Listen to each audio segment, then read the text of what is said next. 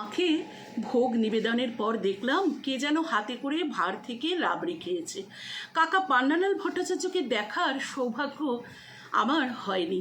যে বছর ওর মৃত্যু সেই বছরই আমার জন্ম।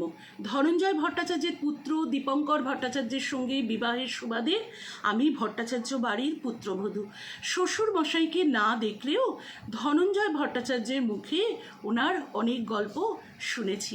অর্থাৎ ওনার পুত্রবধূ তার খুশ্বশুর সম্পর্কে এবং ওনার শ্বশুর সম্পর্কে এই গল্পগুলি বলছেন। আজও পান্নালাল ভট্টাচার্যের গান ছাড়া যেন দেবীর আরাধনা সম্পূর্ণ হয় না। অথচ তার ছিল মাকে নিয়ে বড্ড অভিমান। তিনি যেভাবে মাকে পেতে চান, কেন মা সেভাবে তার কাছে ধরা দেন না। তার অভিমান ছিল নিজের দাদাকে নিয়েও। শ্যামা সঙ্গীত শুরু করার পর তিনি মায়ের গান ছাড়া আর কিচ্ছু গান না। অথচ দাদা ধনঞ্জয়ের মায়ের দেখা পেলেন, তিনি কেন পেলেন না?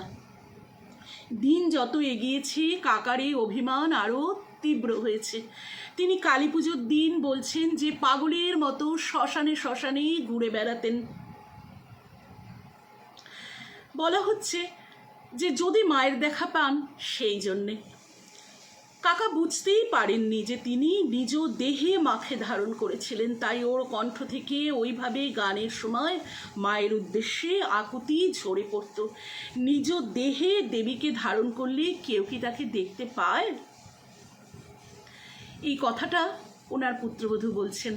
আরও খানিকটা এই অংশটা আছে বন্ধুরা, তো ভিডিওটা লং হয়ে যাবে। তো মায়ের এত সুন্দর কথা, মায়ের এত অলৌকিক কাহিনী ওনাদের বাড়ির সাথে যুক্ত। তো আমি মায়ের দুটো গানের লাইন দিয়ে এই ভিডিওটা শেষ করি। পরবর্তীতে আমি আবার পার্টে ওনাদেরই আরও অলৌকিক ঘটনা কিছুটা শেয়ার করব। সকলেই তোমার ইচ্ছা ইচ্ছাময় তারা, তুমি তোমার কর্ম তুমি করো মা, লোকে বলে করি আমি। সকলেই তোমার ইচ্ছা ইচ্ছাময়